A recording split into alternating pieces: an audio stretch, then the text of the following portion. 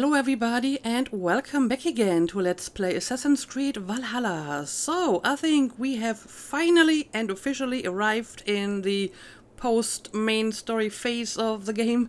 I still have a few loose ends to tie up, but then we will move on to the DLC, Dawn of Ragnarok.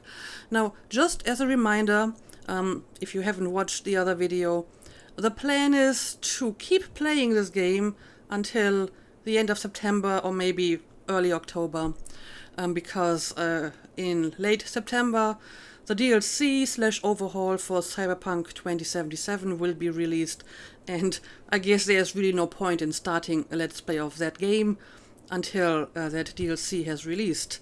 So I will at the very least play the Dawn of Ragnarok DLC, and there's one more mission, I think it's the Raven and the Cuckoo, which I will play because people told me this would make like a good final mission. I don't think that I will have time for the Ireland and Francia DLCs. I think once I'm done with Dawn of Ragnarok and that other mission, it will be probably October, and I can continue with the next Let's Play, which will be Cyberpunk 2077. Anyway, I have traveled back to Winchester because Alfred gave us the key to his study, so I definitely want to check this out. Also, I wasn't actually able to fast travel away from that village where we spoke to Alfred, at least not initially. I had to leave on foot or on horse, and then a song was playing for a few minutes, and only after the song had finished I could fast travel again. So that was a little bit odd. But then again, it had Einar Selvik on vocals, so I can't even be mad about it. It actually felt like a perfect moment to have like end credits rolling. Maybe, you know, while you're traveling through the landscape, you have the credits rolling in the foreground. It kind of felt like, you know, an end credit scene. But it really just was the song playing and nothing else, so interesting choice. But yeah, now let's open the door here and see what we have. This is it. Alfred's study. What secrets has he kept hidden away? Well, we have some treasures. Maybe I will pick those up first, and then I will read the letters or documents or whatever we got here.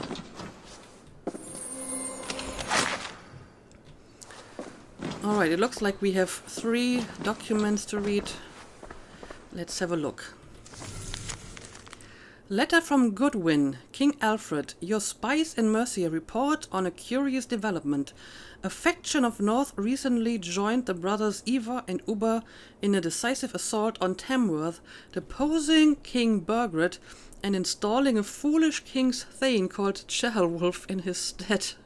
I remember that. That was like one of the first big missions here in England.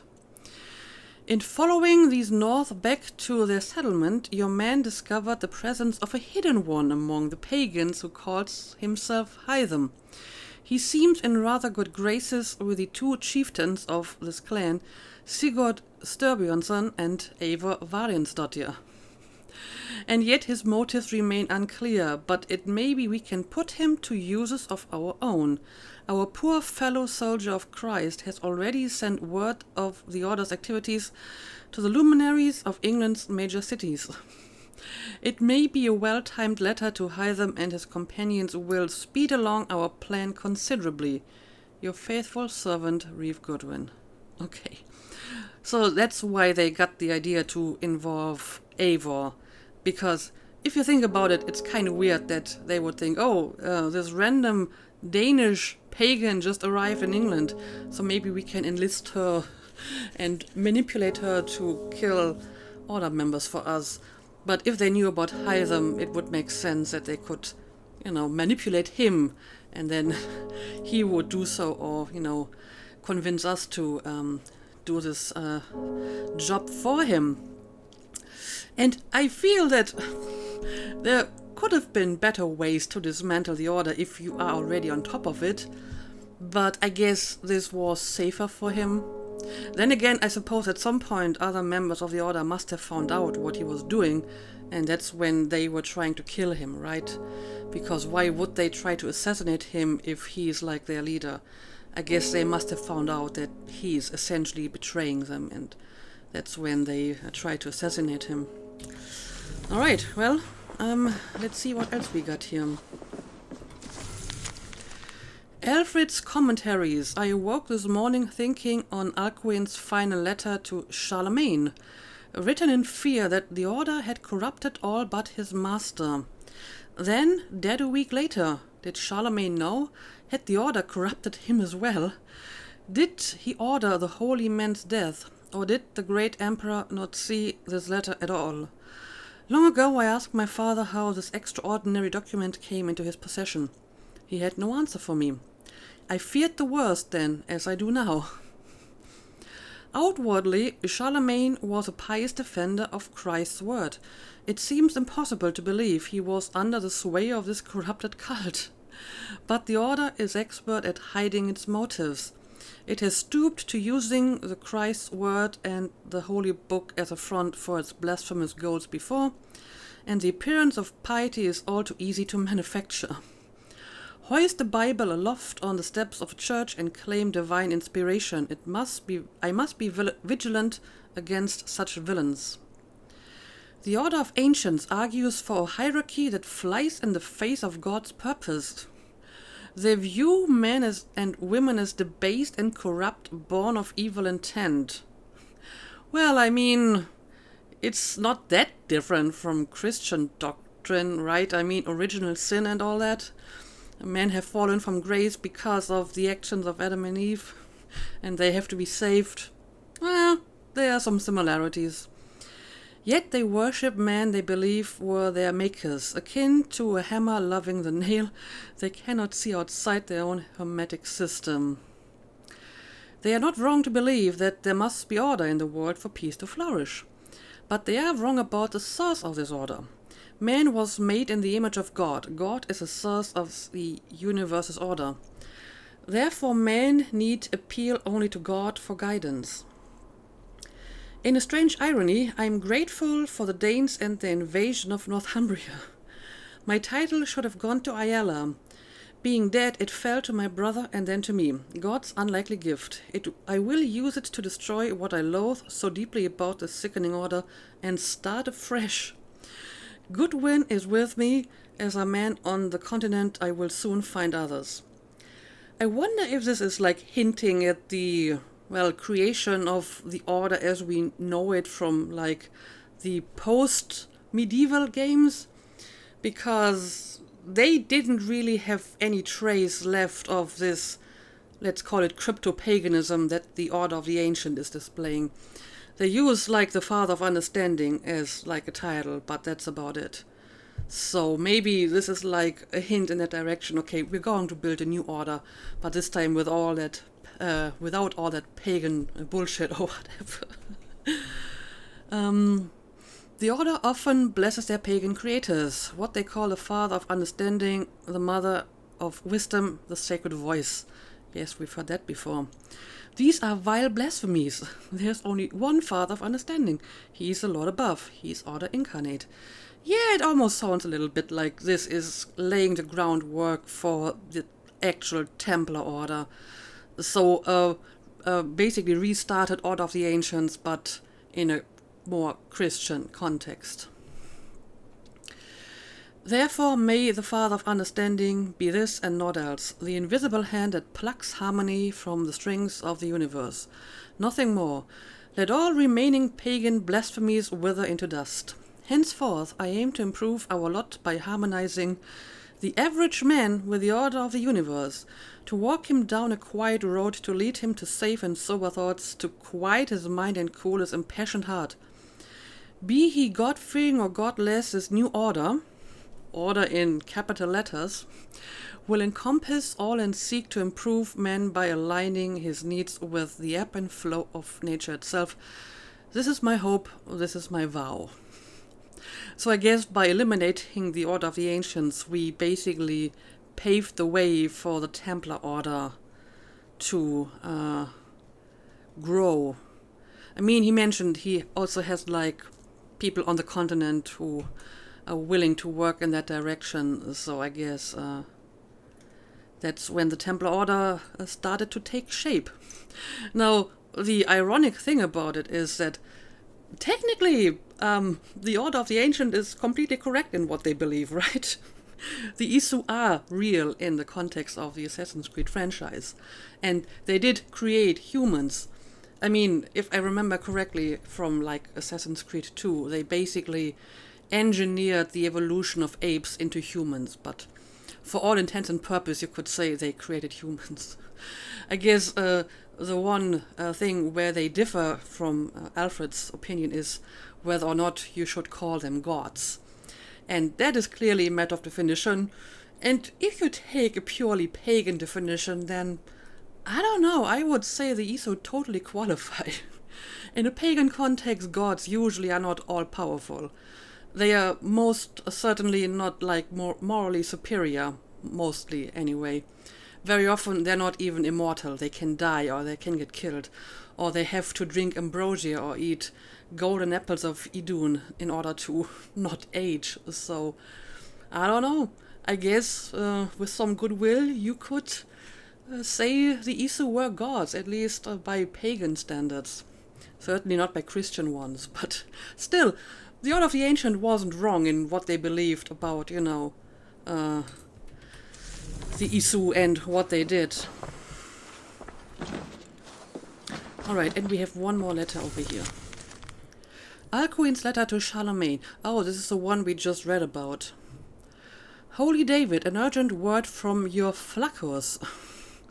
When last we spoke, I warned you of a rot that I feared was eating at the healthy, still young flesh of our holy church. Today I am more convinced than ever that something drastic must be done. I have lately confirmed that there exists a group of men and women within our church who belong to a parasitic order of heathens, men and women who wish for nothing less than the perversion of our God's word. As lice upon a loyal hound, they scurry about unseen, using our resources for purposes in opposition to our Saviour's plan. In the past year, I have gleaned what I could about the beliefs of these vile usurpers who call themselves the Order of the Ancients. Here are a few of their disturbing ideas. They believe that mankind was created not by the Lord God, but by lesser and imperfect gods variously called Isu, Archons, or Nephilim in their various unholy texts. And, like I said, they're completely right about that. In this way, they follow the unholy heresies of the Gnostic sects that flourished in the years before the Nicene Creed. That's an interesting comparison.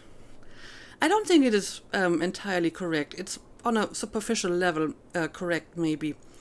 Because Gnosticism, specifically like Gnostic Christianity, also had this belief that the world was created by a quote-unquote lesser god. So there's a supreme god that is purely of spirit and the immaterial world, and then there's different emanations of this god, and one of them created the world and humans and all that is in it, and it's basically like an evil or at least corrupted and imperfect god. And this belief is basically supposed to explain why the world is so imperfect and why humans are so evil and why suffering exists, because this world was created by a corrupted lesser god. It's also often used to explain the inconsistencies between the jealous god of specifically the Old Testament, the jealous, vengeful god, and the merciful, all-forgiving God of the New Testament. According to Gnostic Christianity, the God of the Old Testament is basically the lesser God, the demiurge who created the world. But I think that's where the similarities end, because the whole point of Gnosticism is to realize that this God who created the world is a lesser God, and that you need to worship the real God, the supreme God that is, unseen and just of the spirit and not of the flesh. So, since the Order of the Ancients definitely worship the Isu, this isn't really a form of Gnosticism, I would argue. They refuse the message of the Christ and his redemptive act of sacrifice. They disbelieve in sin and salvation and seek only knowledge and power, which they believe will free their spirit in the final days.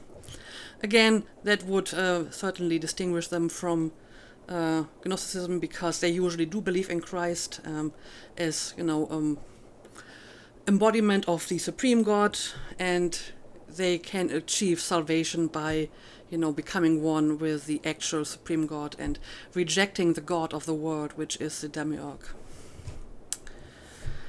They believe mankind is a lesser form of life, imperfect, in shadow of the lesser gods, and that it is mankind's sole duty to aspire to the example of these lesser gods. Again, they are not technically incorrect about that, right? The obsession with these ancient ones had led them to make a fetish of diabolical artifacts, which they believe will give them power and righteous cause over their fellow men.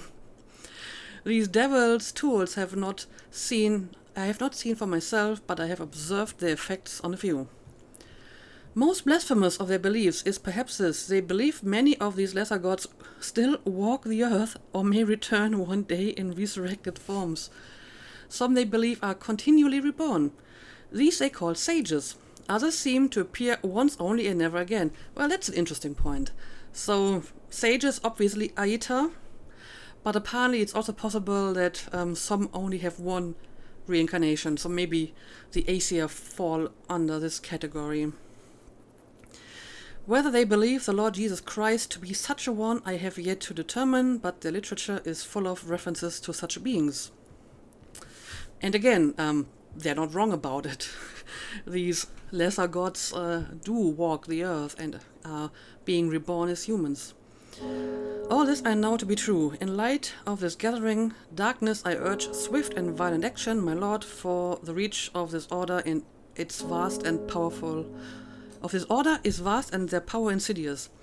Be thou a soldier for our Christ. Only a sustained campaign of eradication will end their advance.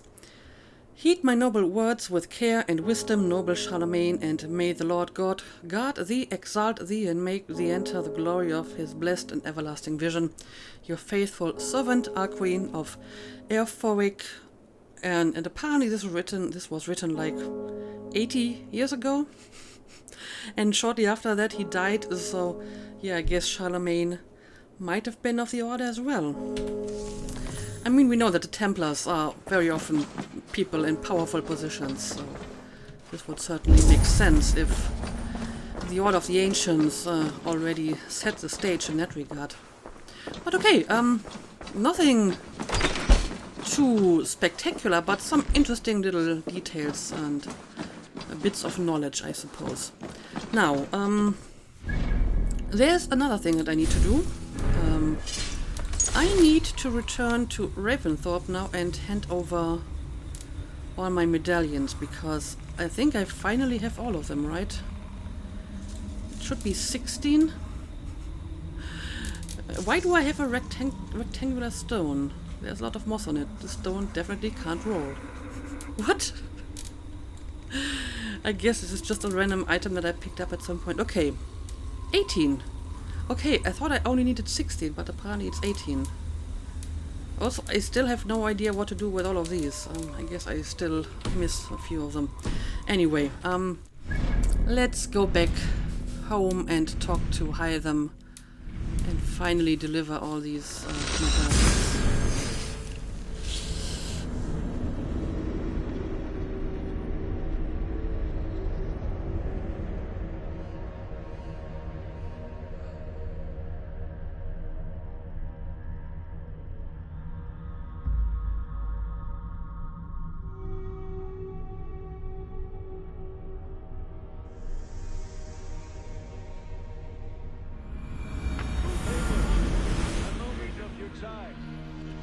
Okay, Gunnar has some objective for me. Well, maybe there's more stuff for me to do here than I thought. Between you and me, Eivor, always thought you'd be a good job. Well, thank you. Let me see your services. About your wedding. Oh, he wants to have a wedding. Yeah, sure, tell me about it. About you and Bridget. When do you wish to be wed?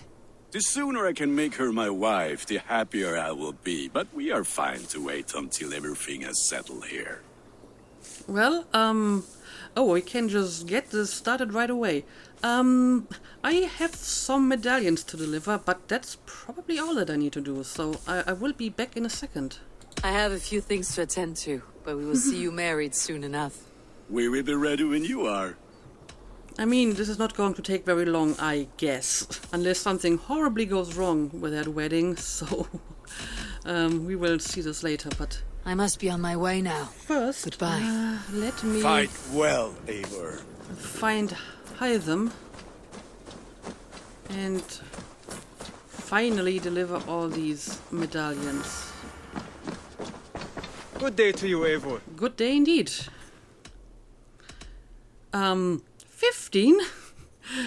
Hang on a second, does this mean I have more medallions now than he actually needs? How did that happen? Didn't it say 18 when I looked in my inventory? Am I going crazy? Hang on a second. I have to go. Then go in peace. Maybe I've just completely read this the wrong way. No, I have 18. I killed more order members than I had to. How? How? But okay, he only wants 15, so here we go. Here you are, Hytham. The last of the Order's sigils. You'll find King Alfred's among them. King Alfred? Did our poor fellow soldier lead you to his hiding place? He did, for they were one and the same. Our poor fellow soldier of Christ was the Grand Magister of the Order of the Ancients. He turned on his own order. Fascinating. Not turned so much as trampled. His devotion to Christ and what he calls a universal order set him against them from the start. With all sincerity, he loathed the title and the duty he had inherited and wished them destroyed. Wonderful. With his abdication, the last stronghold of the Order has been dismantled. All that remain are scraps here and there. And you, Eivor. Now that you have seen our enemy and you understand our cause, I wonder if you would join us. Become a hidden one. Oh, Was really? this your ultimate goal, Hytham? A trial by fire? It is a kind offer, but I do not believe we fight for quite the same cause. Your creed demands that you keep your triumphs hidden. I prefer my glory to be in plain view for all to see. If I taught you our creed, if you spent time with it, it could open your mind to another view. Another view is always welcome, but to live without celebrating one's glory and honor and achievements is not a life for me. But know this, I would give my life in a moment for those I love, and who love me in return. All here, including you, my friend.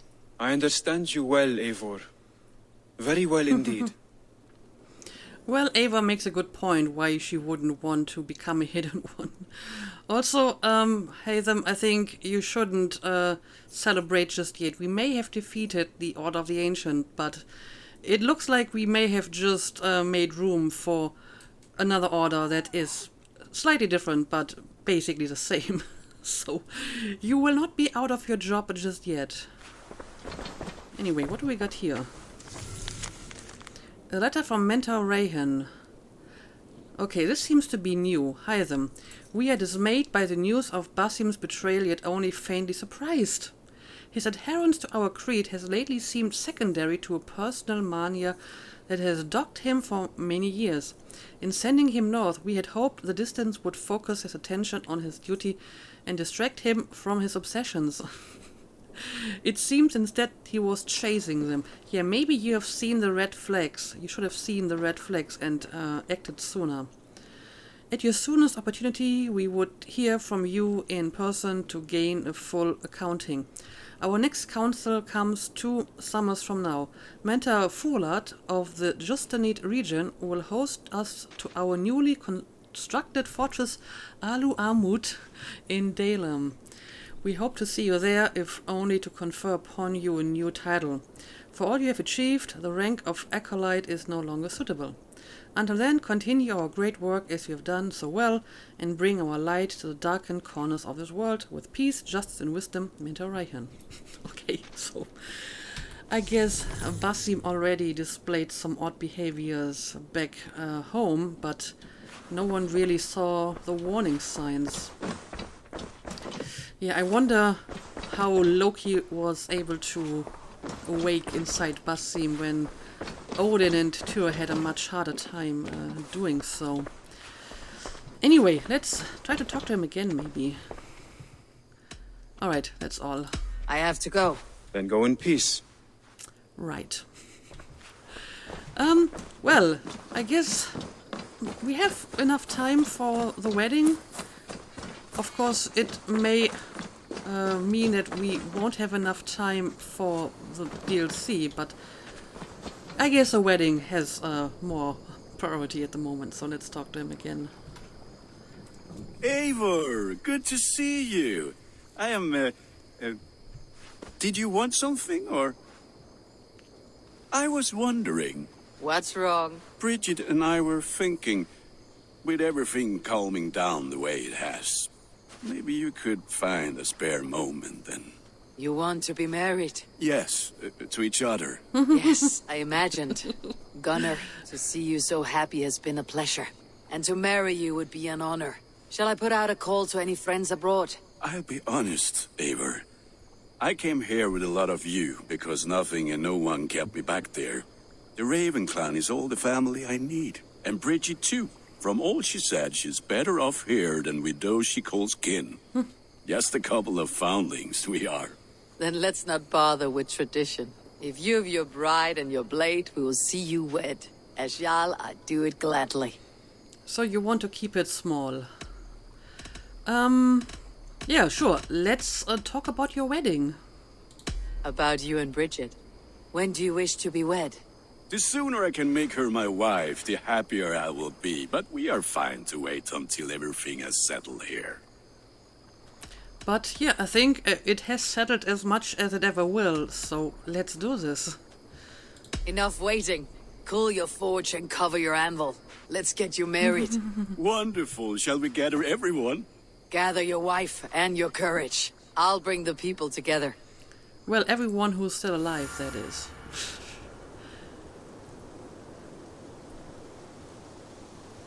Oh, this is a nice place to get married. I love it.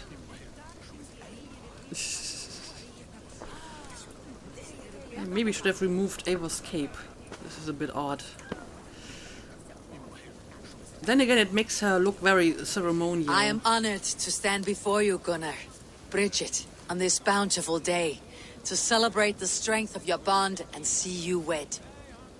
I am in witness of a love that inspires and empowers. I invite you now to speak your vows. To you, my darling Bridget, I offer this blade, forged in flames that burn as brightly as my heart does for you. A blade as sharp as your wit, as glinting as your beauty. May it sing through the air as sweetly as your voice meets my ears. That's the perfect wedding gift. Dio, sé dwi dir caru ti gynnar. Dwi'n efo am lwcus bod I wedi dod o hyd o ti yng nghariad. And I give you my sword and my promise that I will stand at your side forever. Hyd fi di breuddwydio am ffiwtio'n hun. A di sôn tawolwch yn hope, a premonition. Ond dim mount o sgraen a foresight paratoi fi a sweeping adventure meeting ti. Okay, we're just going to assume that this was a yes, right? Tiw'r enaid fel dim arall. A dyn as strong a bwrdd ti ci. Ac fel as I fierce. Mae'r calon yn hedfan dyr y ti. Such poetry, oh dear. You make me cry. Well, at least he can understand her. It is hedfan efo'n gilydd. Tro bywyd and beyond. I offer you this ring. And take yours in kind. I will wear it with pride and honor, warmed by the love of so perfect a lady. And I gwisg of a Valhalla adoration a feed and bith. This is the greatest day of my life. Embrace me, my love.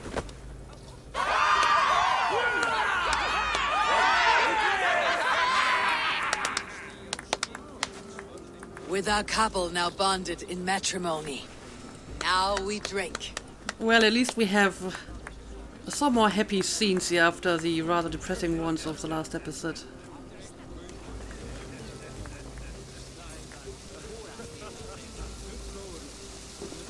Well, they're still kissing.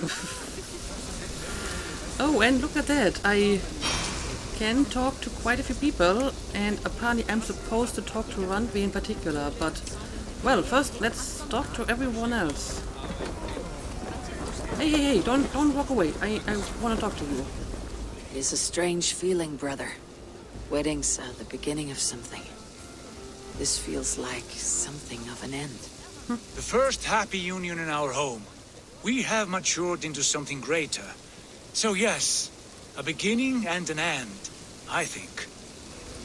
It is kind of an end, I suppose, but I guess a somewhat more light-hearted ending than the one that we had in the previous episode. Always. I'm surprised you did not serenade the bride and groom with a verse or two. Oh, I wished to, I did. But all that came to me were insults and jibes. Another time, I think. Well, you're not that bad of a poet. So I think they should have asked you. Anyway, who else can I talk to? Bridget, I gift you a formal welcome to our clan and our family. You're a fine addition to Gunnar's life and to ours. Diolch Evior. I couldn't be more happy to Boma. Hope you know what you wash and it keeps me sure the years. Yes, of course. As I say, it is wonderful to have you. I think I understood like a little bit of it, like I'm happy to be here. Anyway, Gunnar, you certainly are happy as well, right? Gunnar, you old trout. You're a married man. Never thought I would see the day. Nor did I. And not for lack of trying. Alright, in that case, enjoy your wedding day. Okay, this is Valka. Come on, Valka. I know that I can talk to you, but I probably have to be in the right angle to do this. Alright, here we go. Valka, I want to thank you for all you have done for me. My visions have listened of late, and I find it hard to explain how different I feel. Grounded, unified, peace. That is good to hear, Eivor. Very good to hear. Right. Maybe I should have listened to you, but I guess it was just fate that this happened. Hey, hold on you! And I'm glad that they included this scene after, you know, what happened in the previous episode, because it kind of shows that even after death, life goes on and new life will come, maybe out of this wedding, which is, you know, something that is very in line with motifs from Norse mythology, so it makes perfect sense.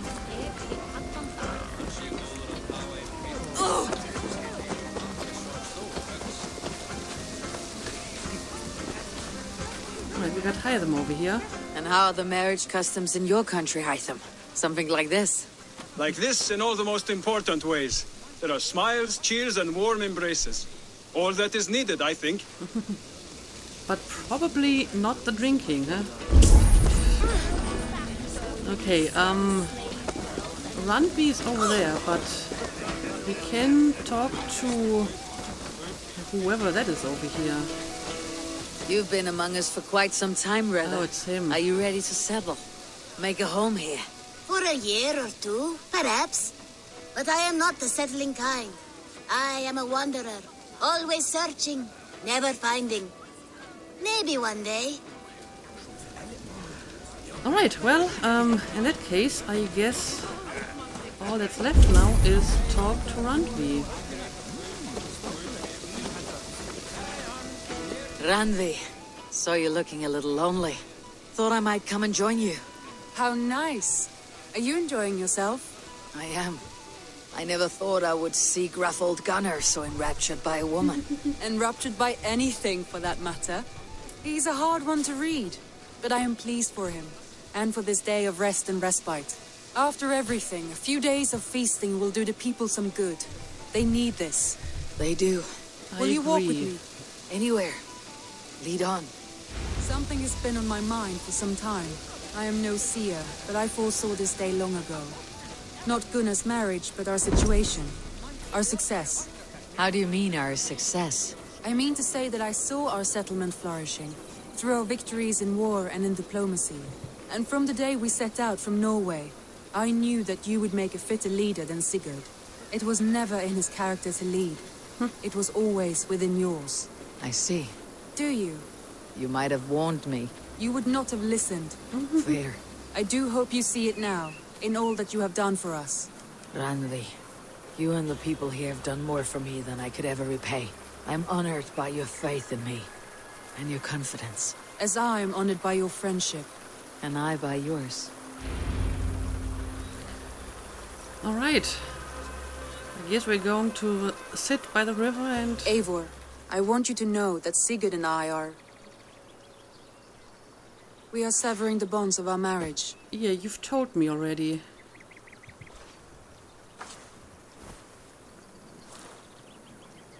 We share a love that is steadfast, and I have faith it will forever be so. But it is not the love of a wife and her husband. It was not an easy decision. But after we talked with honesty, we embraced more warmly than we have in a great while. I think we will be happy. I hope so. And I am pleased for you. I am pleased for myself. Sigurd's desires are bigger than any man or woman can offer. He longs for something more. And what would that be? What about you? What are you looking for?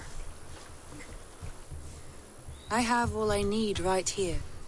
With you. With our people. I'm in love with you. I'm grateful for you. I have a feeling that the writers of this game really want you to go with that Randvi romance, because you certainly have a lot more scenes with her and romantic options with her than, you know, anything else. Obviously, most of the romances in this game are just like in Odyssey, basically one-night stands. And then, you know, the one with Petra seems to be a little bit more in depth. You know, you can talk to her, you can go to her and kiss her and play Orlog and whatnot. But it seems that the one for Randvi is more like written into the game than all the other romances. And they kind of want you to go with this one.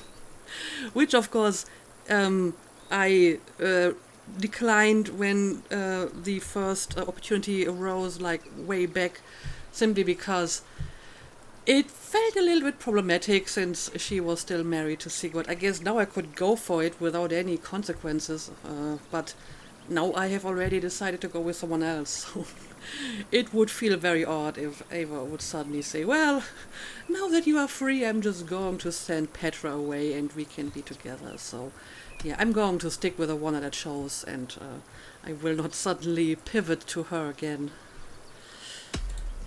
I am grateful. So much of our prosperity we owe to you. I hardly know where to begin.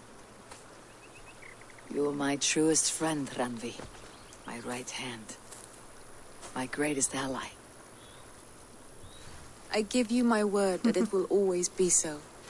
I'm happiest by your side, and in your company. Shall we find our way back to the wedding? Bridget might give another speech. We must not miss that. About that, I have not understood a single word of hers since Gloucestershire. Really? I find she speaks beautifully. With poetry, even. Really? Are you kidding? Am I?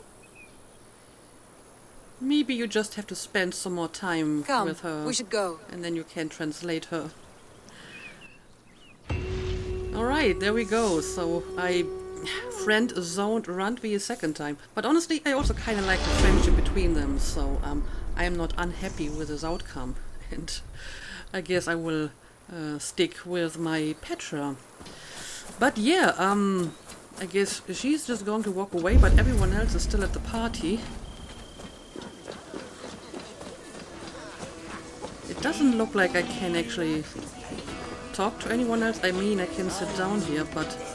Oh no, this guy just stole my seat. I wanted to sit down here myself. Yep, now I'm here. What the hell are you doing? Stop trying to steal my seat. Alright, well, it doesn't look like there's anything else I can do here. However, I forgot to check the cape that Hytham gave me. Yeah, that's what I thought. I think this is actually the one missing piece to my current armor set. Alright, it doesn't look so different from the one that I had. So I think I will just wear this one now. Yes, I will fully upgrade it. Oh, now I'm running out of materials. But I might be able to just buy the missing pieces of titanium. I know some shops carry these materials, so I should be able to find enough materials to fully upgrade this one. And yep, there we go. That is the full Thor armor set. I like it. I like it. And yeah, I guess we will not be starting the DLC today because the wedding and everything else actually took enough time that this episode is long enough now. Let me have a look at...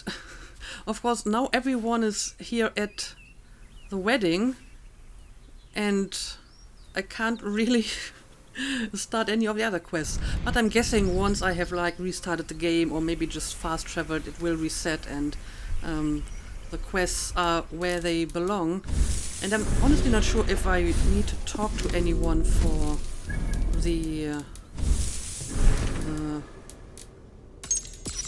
well, yeah, my other quests aren't even available anymore. But like I said, I'm going to assume that once I have restarted the game, this will change and I can continue to play.